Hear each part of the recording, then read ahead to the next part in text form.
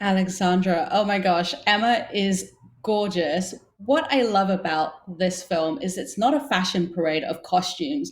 Every single costume we see on screen tells a story. And something that stands out is how Emma's color palette changes because it takes place across the year. So talk about the genesis of that idea and your process.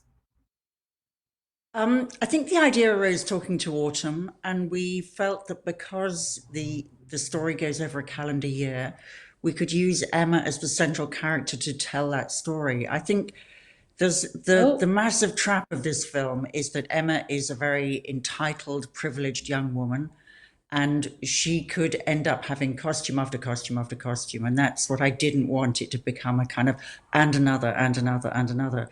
So by making her the pivotal role and by locating her palette in a seasonal palette, we could then really put the other characters in her context, which is how she viewed the world, in that everything was orbital to her existence. And I think it just helped us contain what could have got out of control. love that. And what I love that contrasts with the pastels is the use of red. And we saw that in the clip just there. Like every time we see red, it just so bold and it pops, but it's so gorgeous. Talk about how you used red in in the movie.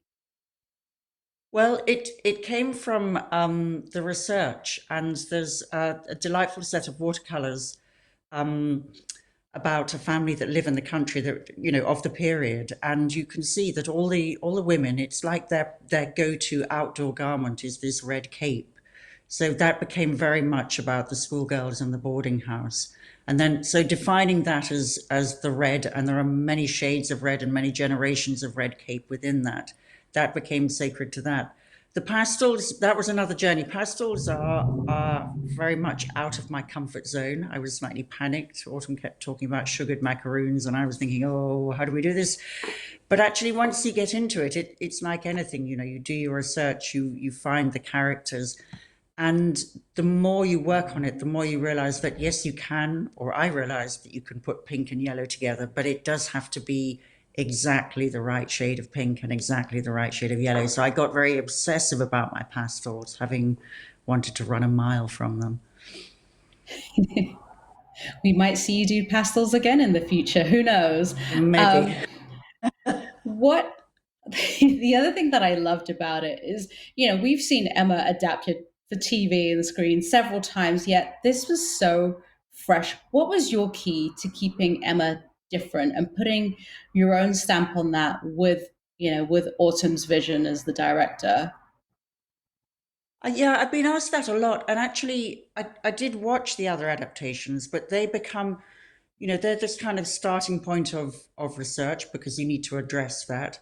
But then I went back and read the novel and the script, and in talking to Autumn, and every director has the story that they want to tell. So it was about working with Autumn and visualizing the world that she wanted to create. And the joy was that Autumn loves clothes and fashion and fabrics, and quite often in a period film, you can feel the director twitching about when can we get the bonnets off, when can we get rid of the hats, get rid of all that.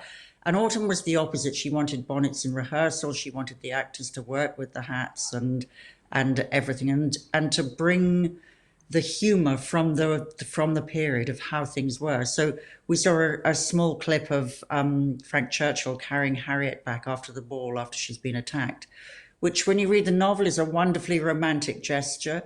The reality of walking 5 miles down country lanes carrying a young lady in evening dress is exhausting. So, it's there, it's hilarious. And actually, the shooting was hilarious. So it was, it's all there. It's just how you want to see it, and which story you want to tell. I love that. And I can't not talk to you about Bill Nighy, who was brilliant as Mr. Woodhouse, and how you contrast his public outfits, where he's got the grey layers and then those gorgeous dressing gowns at nighttime when he's in private. Talk about that and his how you Well, the dressing gown, it juxtapose came, for a period film, I just bed myself in the research so that I understand the period entirely, so that I can make informed decisions about what I use and how I use it. And the dressing robe came from a piece that is in the V&A Museum that is correct to period, and I'd never seen anything like it before, and it's an incredible garment. And knowing Bill and knowing his sartorial sense, I thought if there's one man that can carry this off, it's Bill. And I worked with Cave, the production designer, because color is hugely important, and not just color; it's the scale of the pattern. So with Mr. Woodhouse in his own home, I wanted him to belong and really bed in. So we made sure the colors and the scale of pattern worked, that he belonged. But then he has this kind of, he's a man of manners and etiquette and appearance. And so he has the very public face and is very fastidious about that. But I kept his palette completely limited to oatmeals and neutrals so that Emma could kind of dance around him like a kind of butterfly. And she did. I love that. Well, thank you so much for the insight into Emma, and we will see you for the group conversation.